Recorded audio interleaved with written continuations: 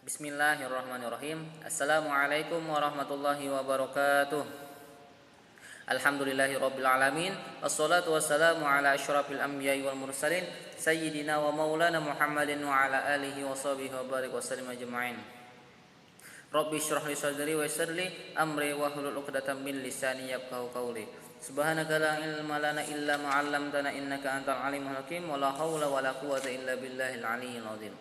Alhamdulillah, segala puji syukur pada Allah Subhanahu wa taala yang mana Dialah yang telah mempertemukan kita dan memudahkan kita untuk menuntut ilmu dan belajar pada pertemuan kali ini. Alhamdulillah.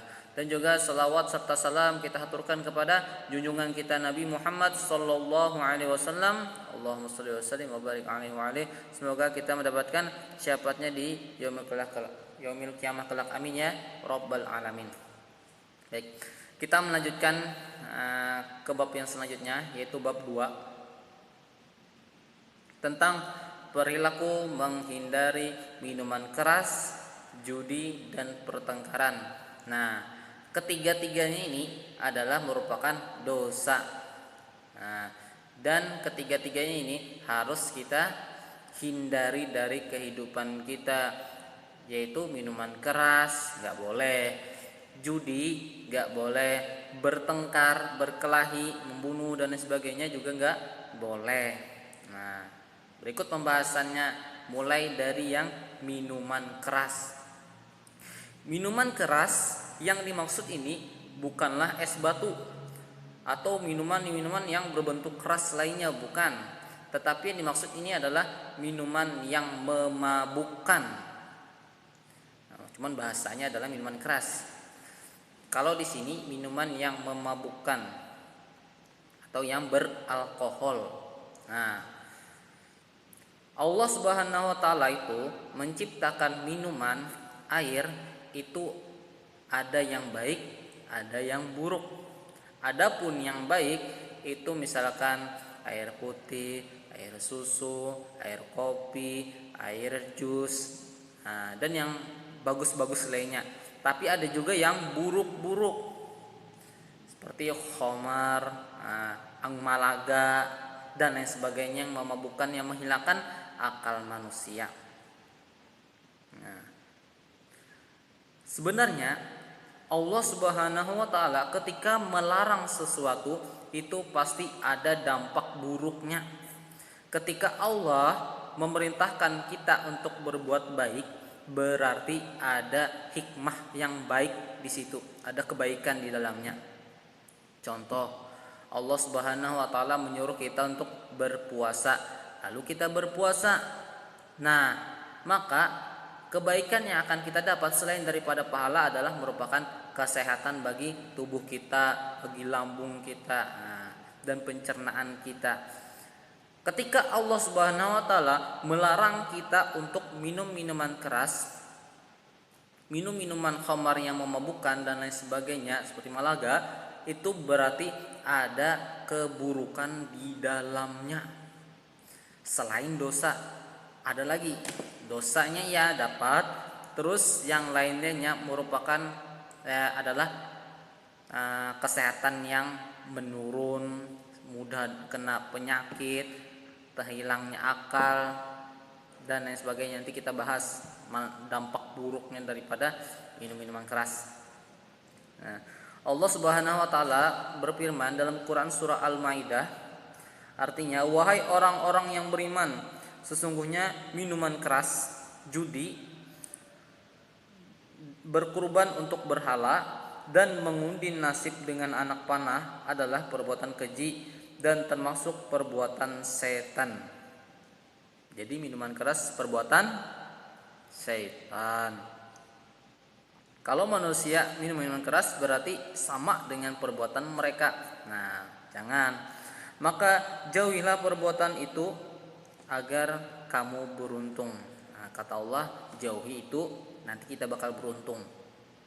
Dengan minuman keras dan judi itu, setan bermaksud menimbulkan permusuhan dan kebencian di antara kamu dan menghalang-halangi kamu dari mengingat Allah dan melaksanakan sholat, maka tidaklah kamu mau berhenti. Jadi setan itu menggoda kita untuk melakukan judi, minuman keras, dan mengundi nasib. Itu adalah untuk agar kita bertengkar. Karena kan orang mabuk-mabukan tuh bisa mudah dia berkelahi dan lain sebagainya. Judi gara-gara dia bangkrut dia mencuri, atau membunuh, terus menghalang-halangi untuk mengingat Allah. Jadi dia lupa waktu sholat gara-gara mabuknya itu. Ketika judi menang-menang terus ajan dia nggak mendengarkan, nggak peduli, gara-gara keasikan berjudinya.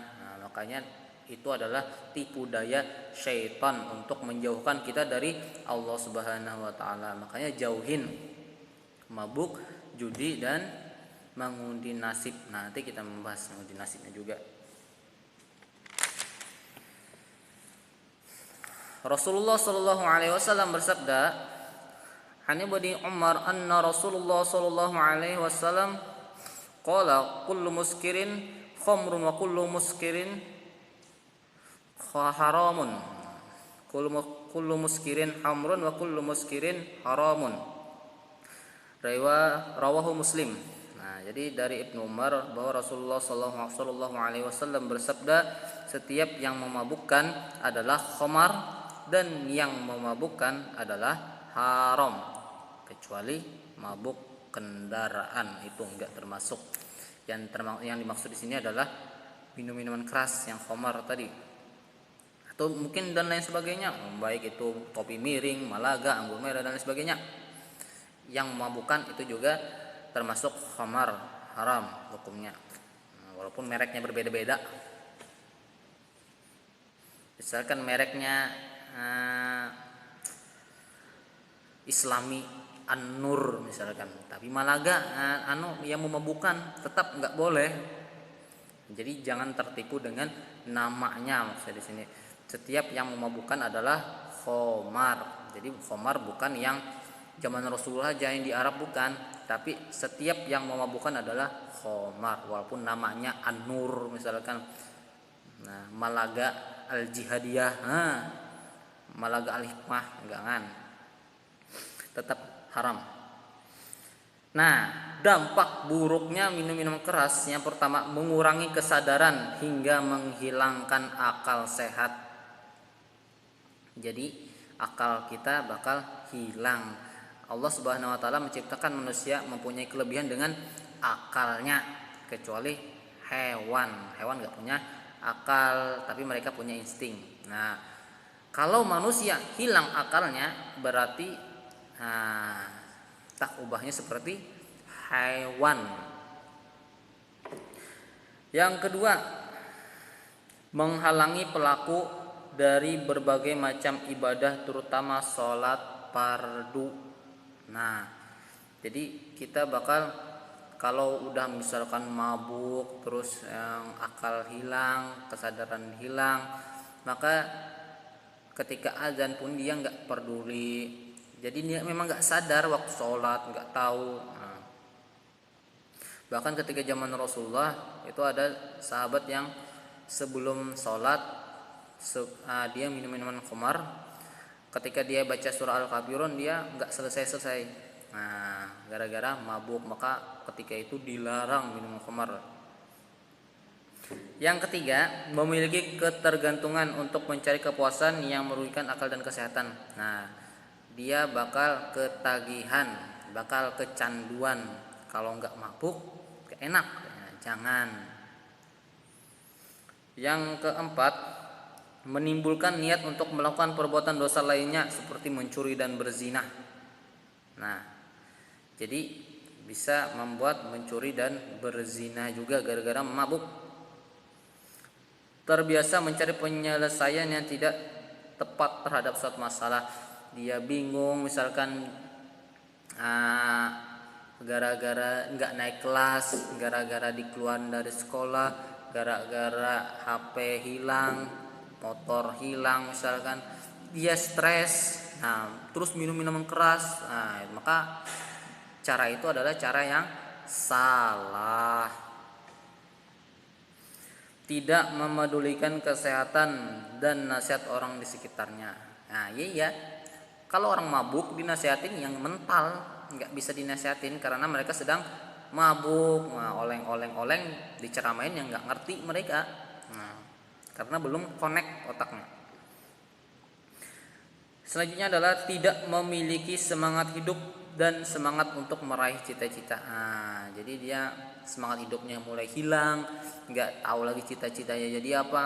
Nah, yang penting mabuk. Nah, jangan sampai meminum minuman keras itu, rusak cita-citanya, bakal ngalir ya udah biasa aja hidup. Jangan. Nah, raih cita-cita, banggain orang tua. Nah,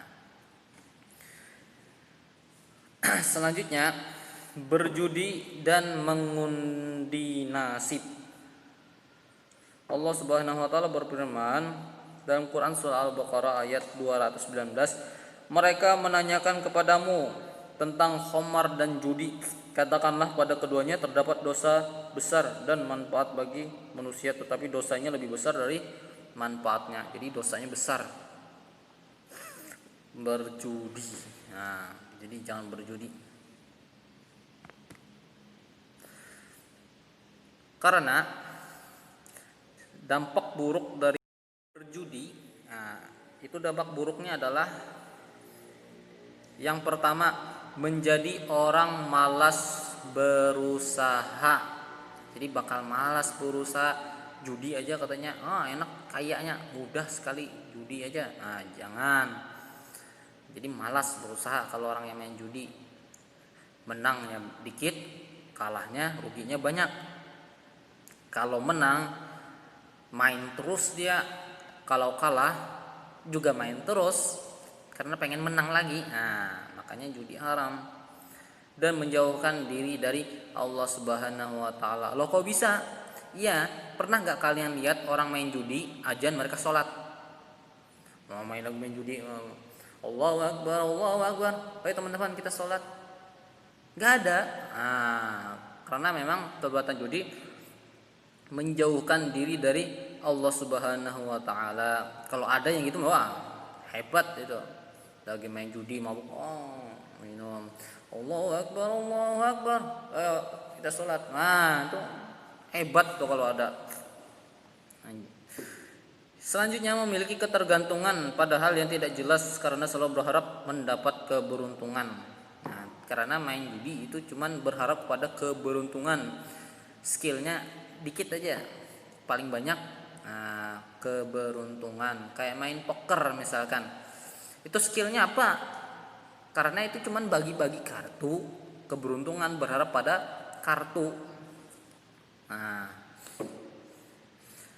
selanjutnya menyia-nyiakan harta, waktu, tenaga dan pikiran. Karena nggak pasti, main judi itu sesuatu hal yang nggak pasti, bisa menang, bisa kalah. Sekuat apapun kita berusaha, kalau memang kalah ya kalah, nggak luck, nggak beruntung. Terus selanjutnya yang kelima, tidak memiliki waktu untuk melakukan perbuatan yang berguna. Jadi pikirannya judi aja, bagaimana caranya biar menang. Nah, tuh aja pikirannya, karena memang judi itu merusak pikiran. Selanjutnya mendorong seseorang kufur terhadap nikmat Allah Subhanahu wa taala. Nah, jadi gak bersyukur, kadang udah menang misalkan 1M, pasti besok main lagi gak bersyukur. Padahal 1M itu udah cukup untuk hidup. Nah, untuk hidup dia, untuk misalkan bertahun-tahun. Tapi gara-gara gak bersyukur, siapa tahu nanti dapat 2M lagi, siapa tahu dapat 5M lagi. Akhirnya kalah, akhirnya ngutang malah. Nah kan, jadi bakal gak bersyukur akibat dari berjudi. Selanjutnya bertengkar dan pembunuhan. Allah Subhanahu wa taala berfirman dalam Quran surah Al-Maidah ayat 32, yang artinya, oleh karena itu kami tetapkan suatu hukum bagi Bani Israel, bahwa barang siapa membunuh seseorang bukan karena orang itu membunuh orang lain atau bukan karena berbuat kerusakan di bumi, maka seakan-akan dia telah membunuh semua manusia. Barang siapa memelihara kehidupan seorang manusia, maka seakan-akan dia telah memelihara kehidupan semua manusia. Sesungguhnya Rasul kami telah datang kepada mereka dengan membawa keterangan-keterangan yang jelas, tetapi kemudian banyak di antara mereka setelah itu yang melampaui batas di antara bumi.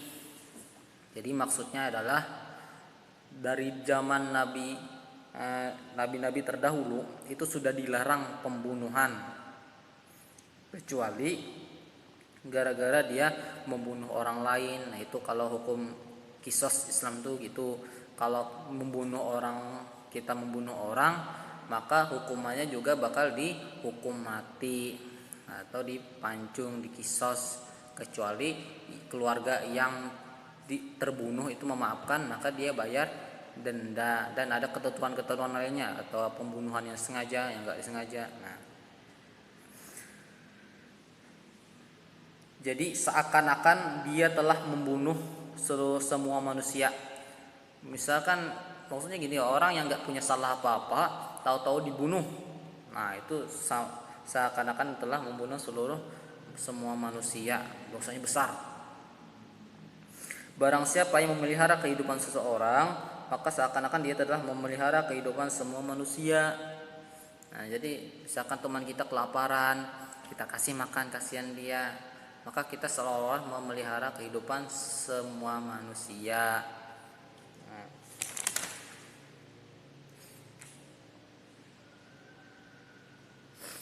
Rasulullah Shallallahu Alaihi Wasallam bersabda dari Al-Barra bin Azib, sesungguhnya Rasulullah SAW pernah bersabda, kehancuran dunia nilainya lebih ringan di sisi Allah daripada seseorang membunuh seorang mukmin tanpa hak. Nah, kehancuran dunia nilainya lebih ringan di sisi Allah daripada membunuh seorang mukmin tanpa hak. Bayangin dosanya besar itu. Nah, selanjutnya adalah dampak buruknya daripada pertengkaran dan pembunuhan. Yang pertama, mendapat azab dari Allah Subhanahu wa taala. Iya, dosa besar, pasti azab. Selanjutnya, pelaku dijatuhi hukuman sesuai undang-undang dan peraturan negara. Kalau kita di negara Indonesia pakai perundang-undangan. Nah, jadi hukuman penjara dan lain sebagainya sesuai dengan hukum yang berlaku di negara itu. Kalau di negeri Arab sana pakai hukum Islam, maka bakal berpotensi untuk dikisos, penggal kepala. Selanjutnya, pelaku dikucilkan dari pergaulan dalam masyarakat. Ya iya, orang membunuh itu kan biasanya ditakutin. Awas, dia kan pernah bunuh orang. Nah, dijauhin. Tahu-tahu bunuh nanti kan susah. Nah, jadi bakal dikucilkan, dijauhin orang, nggak berani orang, apalagi pembunuh berkelas misalkan. Nah, selanjutnya, hidup pelaku pembunuhan dan pertengkaran tidak akan tenang. Nah, kita mungkin nggak tahu rasanya, cuman mungkin ya orang yang pernah membunuh itu bakal ada di hatinya perasaan tidak tenang. Mungkin kepikiran orang yang dibunuhnya, merasa bersalah dan lain sebagainya, kita nggak tahu dan jangan nyoba. Selanjutnya, menimbulkan kecemasan dan kekhawatiran bagi masyarakatnya ya. Nah, karena mantan pembunuh takut membunuh lagi, jadi masyarakat warga bakal cemas jika mendekat dengan dia. Nah, ini ada kisah. Jadi ada zaman dulu seorang syekhnya ini adalah seorang yang ahli ibadah aja kerjanya, puasa tiap hari dia puasa.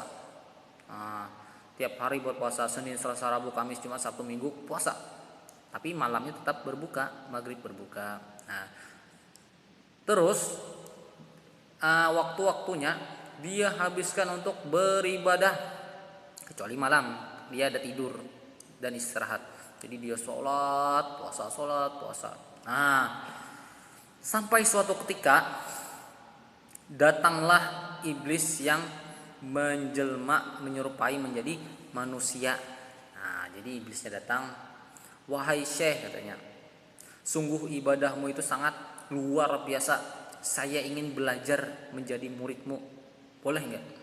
Terus kata si Syekh, nah, nggak bisa katanya, kamu nggak bakalan mampu menjadi saya. Wah, merasa bisa sendiri kan. Nah, terus kata si iblis, tolong saya ingin sekali bisa menjadi ya muridmu. Izinkan. Yaudah kalau kamu pengen katanya, kalau kamu sanggup silahkan. Nah, yaudah, masuklah mereka berdua ke dalam tempat peribadahannya, markas ibadahnya si Syekh itu. Nah, dan si iblis itu berada di sampingnya. Mulailah ibadah si Syekh tersebut, berdiri sholat. Ketika sholat, sudah sampai batasnya, sudah capek si Syekh ini, si capek istirahat bentar. Dia lihat si iblis, oh, kok dia nggak capek-capek, masih sholat dia. Udah mau berdiri lagi si Syekh, kecapean, terus ngantuk, istirahat dulu. Si iblis tetap terus dia, waduh. Terus ketika waktu berbuka puasa, iblis si Syekh makan berbuka. Dia lihat perasaan nih iblis nih, dia ini nggak makan. Besok dia nggak makan lagi sampai 1 minggu, sampai 1 bulan nggak makan. Iya, iblis kan nggak perlu makan. Nah, jadi si Syekh ini merasa terkalahkan. Dari segi ibadah sholat dia kalah kuat, dari segi puasa dia kalah juga. Makan buka puasa, si iblis nggak pakai buka-bukaan, full puasanya. Nah, bertanyalah si Syekh tersebut, wahai pemuda katanya, menanya si iblis, wahai pemuda, kok kamu bisa beribadah sedangkan saya itu ibadahnya masih pakai istirahat, puasa masih berbuka.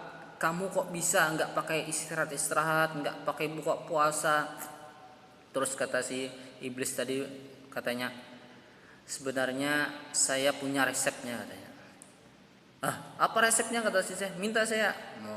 Terus kata si iblis, resepnya adalah dulu saya pernah berbuat satu dosa yang itu sangat membekas di hati saya, sehingga saya semangat untuk beribadah. Kata si Syekh, wah, dosa ya? Saya seumur hidup gak pernah berbuat dosa. Nah, terus kata si iblis tadi, kalau kamu pengen kayak saya, kamu harus bikin dosa satu aja, tapi yang membekas. Nah, terus kata si Syekh, waduh, emang dosa apa sih? Ya, nanya si Syekh, tertarik ternyata. Ya udah, kamu mau nggak berzina? Nah, kata si iblis, kata si Syekh, wah, berzina? Enggak, katanya, enggak mau saya berzina, karena berzina itu merugikan orang lain. Kasihan orang, terus kasihan suaminya, kasihan keluarganya, belum lagi saya bakal dicari-cari warga. Terus ya udah, kalau kamu nggak mau berzina, membunuh mau nggak? Membunuh, oh apalagi itu, jangan katanya, kasihan orang mati gara-gara saya, terus kasihan keluarga yang ditinggalkan. Nah, saya bakal dicari-cari orang juga, bakal jadi buronan. Nah, tuh yaudah, yang ketiga, apa yang ketiga? Mencuri. Enggak juga mencuri. Mencuri itu adalah perbuatan yang merugikan orang lain juga, sama dengan tadi berzina merugikan orang, membunuh merugikan orang, terus mencuri merugikan orang lain juga. Yang lain. Nah, ada yang terakhir, apa itu? Minum minuman khamar, mabuk katanya. Mabuk. Boleh. Itu kan nggak merugikan orang lain, kata si Syekh. Oke, mulailah gas dia si Syekh ke kampung cari minuman keras. Nah, masuk dia ke warung. Mbak, pesan khamar satu. Nah, pesan dia khamar, minumlah si Syekh tersebut. Blek. Mabuk dia. Ketika dia mabuk, dia lihat mbak-mbak yang jualan tadi tertarik.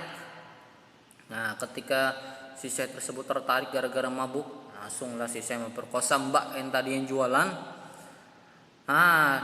Langsung tiba-tiba datang suaminya, ada apa teriak-teriak, tanya. Langsung terkejut si Syekh tersebut, waduh, panik, langsung dia ambil botol khamar, dia lempar kepalanya suaminya mbak yang tadi, dan langsung jatuh.